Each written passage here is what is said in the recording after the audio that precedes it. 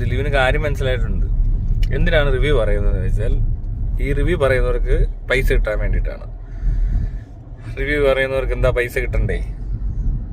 ചേടാ, റിവ്യൂ പറയുന്നവർക്കും പൈസ വേണം. നിങ്ങൾ എന്തിനാണ് സിനിമ എടുത്തത്? എന്നിട്ട് വേറെ കുറെ പറയുന്നത്, എന്റെ പുറകെ പറയുന്നത് എല്ലാം കോമഡിയാ. കണ്ടോണേ.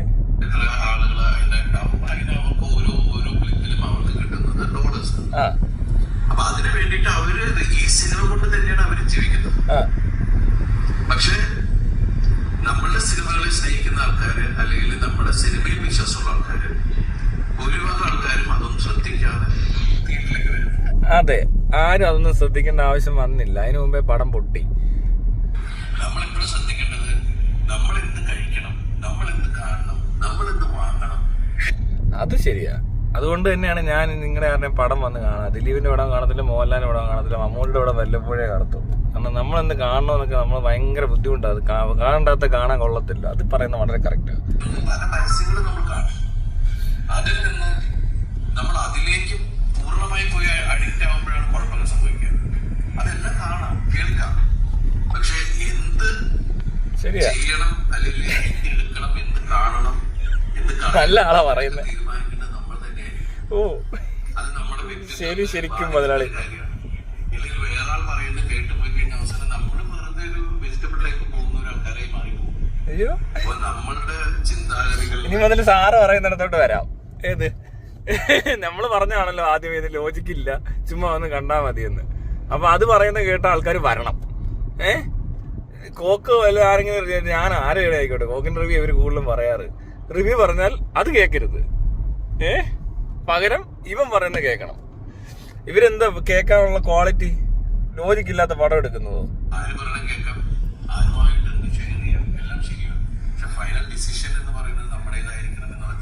ഞാൻ ഇതുവരെ റേറ്റിംഗ് നോക്കിയിട്ടോ ഒരു അഭിപ്രായം കേട്ടുള്ളൂ. ഞാൻ ഒരാളുടെ സിനിമ കാണാൻ തീരുമാനിച്ചാൽ അതിന്റെ റേറ്റിംഗ് പറഞ്ഞാൽ നോക്കാറില്ല. ഇവനൊക്കെ മലയാള സിനിമയല്ല വേറെ വല്ല സിനിമ കണ്ട മനസ്സിലാവോ? എനിക്കറിയാൻ റിവ്യൂ ഞാൻ കേൾക്കാറില്ല. ഞാൻ പോയി തന്നെ സിനിമ കാണും, അതെന്നെ ആസ്വദിച്ച്. ചിലപ്പോൾ എനിക്കത് ഭയങ്കര ഇഷ്ടമാവും. ഇപ്പോൾ റിവ്യൂ കേട്ടിട്ട് ഒരുപാട് ആൾക്കാർ പറയണ്ടോ, അയ്യോ ഞങ്ങൾ ഈ സിനിമ OTT-യിൽ വന്നപ്പോഴാണ് കണ്ടേ, മിസ്സായി. അയ്യോ അയ്യോ, അത് ഏത് പടമാണോ എന്തോ. ഞങ്ങൾ ആ റിവ്യൂ വായിച്ചിട്ടാണ് ഞങ്ങൾ പോകാതിരുന്നത്. എല്ലാരും റിവ്യൂ കണ്ടിട്ടൊന്നും അല്ല ആൾക്കാർ സിനിമ കാണുന്നത്. നമ്മള് പല സിനിമകളും, ഞാൻ അഭിനയിക്കാത്ത തന്നെ പല ആർട്ടിസ്റ്റുകളുടെ, പല ഡയറക്ടേഴ്സിന്റെ സിനിമകളെ റിവ്യൂ പറഞ്ഞിട്ട് വന്നിട്ട് ഇതിന്റെ ഒരു സ്ട്രെസ്സും സ്ട്രെയിനും ഇല്ലേ? ഒരു സംവിധായകൻ അയാൾക്ക് തോന്നുന്ന, അയാളെ കാണുന്ന, അയാളുടെ സ്വപ്നം. ഇവിടെ ഒരുപാട് ആൾക്കാർ എല്ലാരും സ്വപ്നമൊക്കെ കാണുന്നുണ്ട്. അങ്ങനെ എല്ലാവരുടെയും സ്വപ്നം എടുത്ത് സിനിമയാക്കാതിരുന്നാൽ അത് കാണുക എന്നൊക്കെ പറയുന്നത് ബുദ്ധിമുട്ടായിരിക്കും. ഓരോരുത്തർക്കും ഓരോ സ്വപ്നമാണ്, മനസ്സിലായില്ലേ? അവന്റെ സ്വപ്നത്തെ പറ്റി ഒന്നും അധികം പറയണ്ട. അത് ഏതൊരു മണ്ടൻ ഏതൊരു സ്വപ്നം കണ്ടു ഏതോ മണ്ടന്മാരെ കൂട്ടുന്നതിന് നമ്മളെന്ത് ചെയ്യാനാ, അല്ലേ? ശ്രമിക്കുമ്പോൾ ഒരുപാട് ആളുകൾ അതിന്റെ കൂടെ നിന്ന് അത് സ്ക്രീനിലേക്ക് കൊണ്ടുവരും. സത്യമാണ്, നമ്മൾ 150 കോടി രൂപ കൊടുക്കുമ്പോൾ ആ സിനിമ ഇഷ്ടമായോ ഇല്ല എന്ന് തീരുമാനിക്കാനുള്ള ഇതൊക്കെ റൈറ്റ്സ് ഒക്കെ ഉണ്ട്. പക്ഷെ അത് അടിച്ചേൽപ്പിക്കുക. ആരടിച്ചേൽപ്പിച്ചെന്ന് നീ പറയുന്നത്? നിങ്ങളല്ലേ അടിച്ചേൽപ്പിക്കുന്നേ? നിങ്ങളല്ലേ പറയുന്നത് ലോജിക്കില്ലാത്ത പടമാണ്, വന്ന് കാണണം അതല്ലേ ഒരു അടിച്ചേൽപ്പിക്കല്. മറ്റവർ അതിനെപ്പറ്റി ആ അടിച്ചേൽപ്പിക്കുന്നതിനെ പറ്റി അഭിപ്രായം പറയുന്നതല്ലേ. ശരിക്കും അഭിപ്രായം പറയുന്നത് മനസ്സിലാകുന്നില്ല ഇവർക്ക് എന്ന് പറയുമ്പോഴാണ് അതിന്റെ സങ്കടം ഉണ്ടാവുക. അത് ഒരുപാട് പേര് ബാധിക്കുന്നുണ്ട്, സർക്കാരിനെ ബാധിക്കുന്നുണ്ട്. എന്തിനാണ് ഒരു സിനിമാ തിയേറ്ററിലേക്ക് ഒരു സിനിമ നന്നായാൽ ആ സിനിമാ തിയേറ്ററിലേക്ക് ആളുകളെ കണ്ടുന്ന ഓട്ടോറിക്ഷക്കാരന് വരെ അതിന് കൊടുത്തിട്ടുണ്ട്, തൊട്ടടുത്തുള്ള ചായക്കടയിൽ ആൾക്ക് കൊടുത്തിട്ടുണ്ട്. എത്രയും ആൾക്കാരുടെ ഗുണങ്ങളെയാണ് ഒരു റിവ്യൂവിന്റെ പേരിൽ സിനിമ പരാജയപ്പെട്ടു പോയിട്ടുണ്ടെങ്കിൽ ആ സിനിമയ്ക്ക് റിവ്യൂ മോശം. അതെ, നല്ലൊരു അതായിരുന്നു ഇത്. ഇപ്പൊ പറഞ്ഞു കേട്ടോ, ഒരു സിനിമ വിജയിച്ചാൽ അവിടുത്തെ ഓട്ടോക്കാർക്ക് പൈസ കിട്ടത്തില്ല, ചായക്കടക്കാർക്ക് പൈസ കിട്ടത്തില്ല. ഇല്ല, കിട്ടിയില്ല. ബബ്ബ ഇറങ്ങിയിട്ട് ഒരു പട്ടിക്ക് പൈസ കിട്ടിയില്ല, ചുറ്റുവട്ടത്ത് ആരും വന്നില്ല. അപ്പൊ എന്ത് ചെയ്യണം? പിന്നെ ഇയാള് സിനിമ എടുക്കുന്നത് അവിടെയുള്ള ചായക്കടക്കാർക്കൊക്കെ പൈസ കിട്ടാൻ വേണ്ടിട്ടല്ലേ എന്ന് വെച്ചാ എന്തൊരു മഹാമനസ്കൻ. ഇങ്ങനെയുണ്ടോ? ഇങ്ങനൊന്നും സിനിമ എടുക്കരുത് കേട്ടോ. അവിടെയുള്ള ചായക്കടക്കാരൊക്കെ അല്ലേ വേറെ എവിടെയും ചായക്കട ഇട്ടാലും ചായക്കടക്കാരൻ ജീവിച്ചോളൂ. ചായക്കടക്കാരനെ അങ്ങനെ പറയുന്നത് ശരിയായില്ല. ചായക്കടക്കാരനാ നിന്റെയൊക്കെ സിനിമ ഉണ്ടെങ്കിൽ അങ്ങ് മരിച്ചു പോകുമോ? സിനിമയില്ല ചായ കുടിക്കത്തില്ല ഇവിടെ ആരും. എന്തോന്നേ തിയേറ്ററിനകത്ത് ചായക്കട, ഓക്കെ. ഇനി തിയേറ്ററിനകത്ത് തിയേറ്റർ ഇല്ലെങ്കിൽ ആ ചായക്കട പുറത്തെവിടെയും വന്നാലും ആൾക്കാർ ചായ കുടിക്കും. പിന്നെ അവിടെ കൂടുതൽ കച്ചവടം ഉണ്ടെന്ന് വെച്ചാൽ ശരിയാ, ഈ പറഞ്ഞ പള്ളി പെരുന്നാള് ഈ പറഞ്ഞ സിനിമാ തിയേറ്ററിൽ കച്ചവടം ഉണ്ട്. പക്ഷെ ഇങ്ങനെയുള്ള പടവർക്ക് അതും ഇല്ല.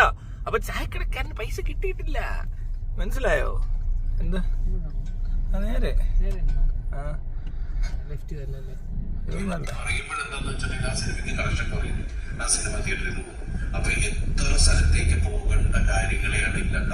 അത് തന്നെ, അതാ പറഞ്ഞ അത് തന്നെയാ. ഈ പടം ഇറക്കാതിരുന്നാൽ അത്രയും സ്ഥലത്തോട്ട് പോകേണ്ട പൈസ അവിടെ വന്നോണ്ടിരിക്കും. കൂടുതൽ ആൾക്കാർക്ക് നല്ല സിനിമ, ഈ പൈസ വരുന്നത് മാത്രമല്ലോ കൊടുക്കുന്നില്ലേ, ഈ ആൾക്കാർ കൊടുക്കുമല്ലേ പൈസ. നമ്മൾ ഈ വരുന്ന പൈസയെ പറ്റി ആലോചിക്കുന്നതിനൊക്കെ കൂടുതൽ കൊടുക്കുന്ന പൈസയെ പറ്റിയും കൂടെ ആലോചിക്കണം. അവർ 150 രൂപ കൊടുക്കുമ്പോൾ അതിനുള്ള പറയാനുള്ള റൈറ്റ്സ് ഉണ്ടെന്നൊക്കെ പറയാൻ. 150 രൂപ മാത്രമല്ല ഈ ചായ കുടിക്കുന്നതും ഓട്ടോ ഓടിക്കുന്നതും അവർക്ക് കിട്ടുന്ന പൈസ നമ്മൾ കൊടുക്കുന്ന പൈസയല്ല. അപ്പൊ ഇത്രയും പൈസ കൊടുത്തിട്ടൊക്കെ അല്ലേ സിനിമയ്ക്ക് ഇല്ലെന്നേ. അപ്പൊ ആ സിനിമ മോശമാണേലും എന്തോന്നറിയത്. നമ്മളിപ്പോ ഞാൻ എന്നാ വീണ്ടും ഞാൻ പഴയ പൊറോട്ട കൊണ്ടുവരാം. വന്ന പൊറോട്ട, വളിച്ച കറി, ഇതെല്ലാം തിന്നണമെന്നും ആരും നിർബന്ധിക്കരുത്. ആരെങ്കിലും പറയത് വളിച്ചാന്നൊക്കെ പറഞ്ഞാൽ എല്ലാവർക്കും അത് രുചിക്കുമ്പോഴോ സ്മെല് ചെയ്യുമ്പോഴോ ഒക്കെ ചിലർക്ക് വളിച്ചാന്ന് സെൻസ് കുറവുള്ള ആൾക്കാർക്ക് ചിലപ്പോൾ മനസ്സിലായില്ലെന്നിരിക്കും. അത് വേറെ കാര്യം. കാരണം ആൾക്കാരെ പറ്റിക്കാം വന്ന ഫുഡൊക്കെ കൊടുത്ത്. നമ്മൾ ഇങ്ങനത്തെ പടങ്ങളൊക്കെ കാണാതിരിക്കുന്നത്. ഇപ്പോഴത്തെ കാലത്ത് ഞാനൊരു കാര്യം പറയാം, നമ്മുടെ ഫീഡ്സ് ഈ ഇൻസ്റ്റയിലും ഫേസ്ബുക്കിലും ഒക്കെ വരുന്ന ഫീഡുകൾ പോലും നമ്മൾ നല്ല രീതിയിൽ മാനേജ് ചെയ്തില്ലേ മാനസികമായിട്ട് ബുദ്ധിമുട്ടുണ്ടാവും. ഇപ്പൊ ഇതൊരു എന്റർടൈൻമെന്റ് ആണ്. മാക്സിമം ആൾക്കാർ കൂടുതൽ സമയം കളയുന്നത് ഇപ്പൊ എന്റർടൈൻമെന്റിൽ നിന്ന് മാറി നിൽക്കാൻ വേണ്ടിയിട്ടാണ് സ്ക്രീൻ ടൈം കുറയ്ക്കുക എന്നൊക്കെ പറഞ്ഞ പരിപാടി ഇപ്പൊ തുടങ്ങിയിരിക്കുന്നത്. നേരത്തെ എന്ന് വെച്ചാൽ അങ്ങനല്ല. ഈ ആൾക്കാർ അവരവരുടെ കാര്യങ്ങൾക്ക് പണിയെടുത്തോണ്ടിരിക്കുവായിരുന്നു മുൻ തലമുറ. അവരിപ്പോ വീട്ടിലൊരു കഞ്ഞിയും കറി ഉണ്ടാക്കിയാൽ പോലും അല്ലെ കൃഷി ചെയ്താൽ അത് അവർക്ക് വേണ്ടിയിട്ട് മാത്രം. അതിനകത്ത് എന്റർടൈൻമെന്റ് അല്ല എന്ന് കൂടുതൽ ആൾക്കാർ സമയം കളഞ്ഞുകൊണ്ടിരുന്നത്, സമയം ഉണ്ടായിരുന്നത്. ഇപ്പൊ അങ്ങനല്ല, പണി കുറച്ചിട്ട് കൂടുതൽ എന്റർടൈൻമെന്റ് ആക്കി. ഇത് മിക്സായി തലയ്ക്കകത്ത് ഭ്രാന്ത് പിടിച്ചിരിക്കുക ആൾക്കാർക്ക്. അപ്പൊ അതും ഈ കൂറ എന്റർടൈൻമെന്റ് കണ്ടു കഴിഞ്ഞാൽ കുറെ നാൾ കഴിയുമ്പോൾ കൂറയായി പോകും ആൾക്കാര്. അങ്ങനെയൊക്കെ കുറെ പേർക്ക് പറ്റിയിട്ടുണ്ട്. അപ്പൊ അത് ഒഴിവാക്കണം. ഇപ്പൊ നേരെ തിരിച്ചാ. ഇപ്പൊ എന്റർടൈൻമെന്റിന് സമയം ഇല്ല ശരിക്കും. എന്റർടൈൻമെന്റ് കാരണം മനുഷ്യന് ബുദ്ധിമുട്ട് അനുഭവിക്കുന്നു എന്നൊക്കെ പറഞ്ഞുകൊണ്ടുള്ള പരാതികളാണ്, അതുപോലത്തെ അസുഖങ്ങളൊക്കെയാണ് വന്നേക്കുന്നത് ഇപ്പൊ. അതുകൊണ്ട് ഈ എന്റർടൈൻമെന്റ് ഒന്ന് ശ്രദ്ധിക്കുന്നതല്ലായിരിക്കും എല്ലാരും. അതിപ്പോ സിനിമയുടെ കാര്യത്തിലാണല്ലോ ഇങ്ങനത്തെ കൂറപ്പടം ഒന്നും ഇരുന്ന് കാണരുത്. കുറെ നേരം കണ്ടു കഴിഞ്ഞാൽ ഭ്രാന്ത് പിടിക്കും. എന്തിനാ ഈ പൊട്ടത്തരം കാണുന്നത്? നമ്മുടെ ബ്രെയിൻ എല്ലാം എടുക്കുന്നുണ്ടെന്നേ. ബ്രെയിനകത്ത് ആവശ്യമില്ലാതെ ഓരോന്ന് ഫീഡ് ആവുന്നുണ്ട്. നമ്മൾ കാണുന്ന ഒത്തിരി കാര്യങ്ങൾ ഓർത്തിരിക്കുന്നുണ്ട്.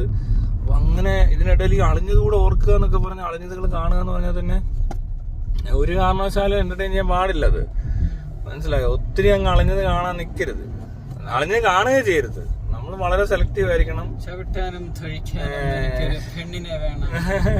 അങ്ങനത്തെ ഐറ്റം ഒക്കെ ഉണ്ട്. അവരെയൊക്കെ കാണാൻ നിൽക്കരുത്.